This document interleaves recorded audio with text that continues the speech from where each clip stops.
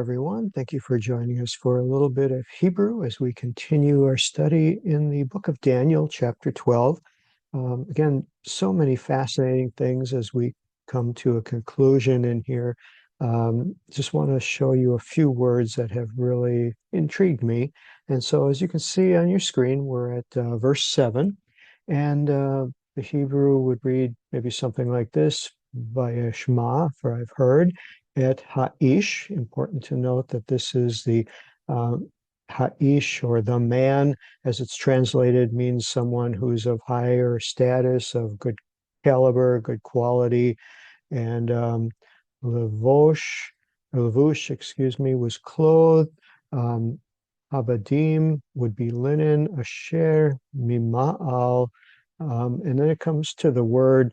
This is interesting. Mima'al is according to, although it is translated on, but it's trying to get an understanding of this. Where was this person in relationship to the water? Because it's translated that he's on above the water, which is kind of a double description. And the word lameme is short for mayim, with a lamed preposition meaning to, for, above, and so forth. So kind of interesting, this description of this ish, this man who was on or above the water. Um, would, could be a supernatural event where he's hovering above the water, uh, but it just, I don't know, to me means a little more than he's just standing on the riverbank. There's a little something more going on here. So this is a vision. This is a supernatural event. Why would we not expect things to be a little bit out of the ordinary? So let's just assume he's hovering above the water. Um, my aura, above the water, Mayor, Vayarem, and when he held up his right hand, Vayiminu, Vayimino, Usemolo, and his left hand, and El Hashemayim. And then we get to the word we're going to unpack today, and this is the word translated as swore. So what you're seeing here is this angelic being, this entity, has his right hand raised and his left hand raised to heaven. So significant as to what's going on here. And then it uses the word swore, which is vayishava. Um, the word, I don't know, when I see words like being blessed and being cursed and taking an oath, in this case, using the word for swearing, all kind of intrigue me because some of them are used in our modern day vernacular. It's very common to be sworn in, to take an oath that you're going to tell the truth if you're in a deposition or you're being called upon as a witness on a witness stand. We're familiar with that type of verbiage, but yet, do we truly know the full meaning of it? We know it's a promise. We know that you're, saying that I confirm that I'm going to uh, commit to this and do what's right, in this case of telling the truth. But let's see if there's something in the Hebrew again that may just give us a little bit of insight. So we click the little hyperlink, hyperlink button, and we come up to the root word, which is a sheen bait ayin, pronounced shavah. And in the King James, it's always translated as to adjure, which is another word that's a little challenging to understand. To charge by an oath, to take an oath, to straightly cause to make, to swear. So that's what we who have been reading this in English all of our life have kind of understood. So let's dive a little deeper. It says it comes from a primitive root, and it's actually comes from the word sheva, which is the word for seven in Hebrew. It is when you count to seven, you would say the word sheva. And so it comes from an understanding of sevening one's self, that there's seven times that you do something to yourself, or you think of something, or you go through something seven times. And so this word swear comes from a repeating a declaration seven times. Again, the number seven has a lot of meaning in the Bible. of completion. And so the idea here is that you would make a declaration 7 times that you are going to fulfill this thing that's being asked of you or the promise you're making, and it would align with God's understanding of a completeness, align with God's understanding of the number seven, the Sabbath day. There's so many implications of the number seven, but it means you're really going through a lot of effort to really, really, really, really, really, really, really 7 times promise that you're going to do this. And I thought that was kind of interesting, tied in with that number seven. So in the NASB translation, this same word is translated 62 times of swearing, of swore in the past tense. But you get the understanding to make an oath, to make a promise under oath, to solemnly swear. So let's go into the root understanding from the Hebrew. And that is, again, what we talked about, to bind oneself by 7 things.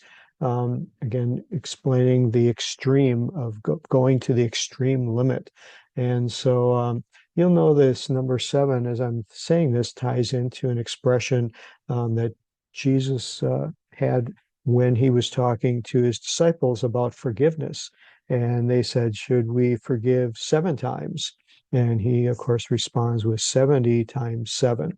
And so this number seven, in that extreme, or a side of the understanding, goes to how long suffering we should be and how forgiving we should be in maybe Peter and the disciples, in saying 7 times, we're saying, should we go to the same extreme of forgiveness as we go to the same extreme of promising or having an oath? So I thought that was kind of maybe a possible connection there. So as we scroll down through many different ways of forms that this word is used, we come to this topical lexicon.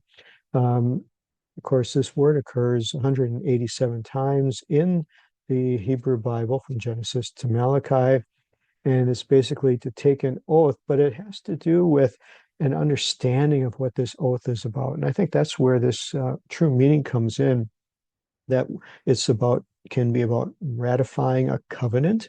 It could be about a courtroom procedure. It could also be about political loyalty. It could be about worship. It could be about a prophetic promise. It appears in every major book in the Bible, and first shows up in Genesis chapter 21, where there is a discrepancy, a dispute between Abraham and Abimelech, and they make a promise. It also shows up when God is talking to Abraham about the binding of Isaac, and all of it's called the Akedah in the Hebrew studies of this binding and the dedication of Isaac, almost sacrifice of Isaac, but stopped. We know the story there. But it has to do, you get an idea of the intensity of what's going on here. And then there's even something here where it talks about the Lord using this by his own name, underscoring the absolute reliability of his word. So I'm really encouraged when I read some of these to get a better understanding of what this means, especially when we're making promises to God. And in the New Testament, there's a passage where it says we shouldn't, swear or make promises on our own authority, and that we should, say we're going to try by God's help to do things. And so there's this, quite a bit of uh, different thought processes on. I know some people, when they are called upon the witness stand, they take that verse very literally, and instead of saying I swear, they'll say I confirm, meaning that they promise and confirm that they will tell the truth and nothing but the truth, to try to, fulfill that verse where it says that we shouldn't put ourselves under promises that we can't keep. And so there's a lot of discussion about that. Just interesting how the Bible talks about it and how the Lord himself makes promises, which obviously he always keeps his promises. we are not able to always keep our promises. We may try with the best intentions, but with our own strength, with our inability to control the circumstances that come our way, making promises is something we do, but taking them to the extreme of a 7 times 7 here or a seven times mention is something that takes us maybe beyond the realm of human possibility or capability. And so I find this all just very fascinating. And we see here that this angelic being is doing this. And so we want to take a look at the Hebrew commentator and see what he has to say. Here he says in verse 7, he lifted up his right hand. The lifting of his hand was a gesture often accompanied by an oath, as if calling heaven to act as a witness. Raising both hands indicated a double assurance, where I believe in our courtrooms you just raise your right hand. Here he's raising both hands. One of the commentators suggests that two angels were necessary in accordance with Mosaic law as witnesses. So I think that's a good place for us to stop today. We will pick up on the rest of this, go through the verbiage that follows this oath that he's saying, and about the time that this covers as we finish up the rest of the verse next week. So God bless you all. Hope you're enjoying this study and are encouraged, and do a little studying on your own. And if you like these recordings and feel that this is a blessing to you, click the like button and maybe send me a note and let me know what you think. So God bless you all and take care. Bye-bye.